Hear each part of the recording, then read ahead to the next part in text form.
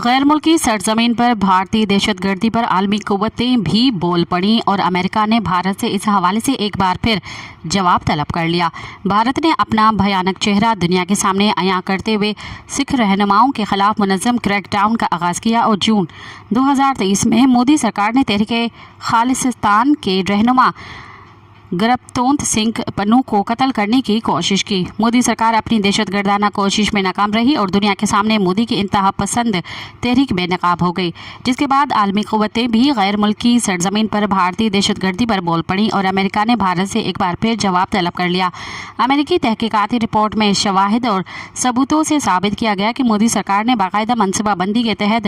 गुरबतोंत सिंह पन्नू के कत्ल करने की कोशिश की और मोदी सरकार की जानिब से निखिल गुप्ता नामी ड्रग डीलर को बन्नू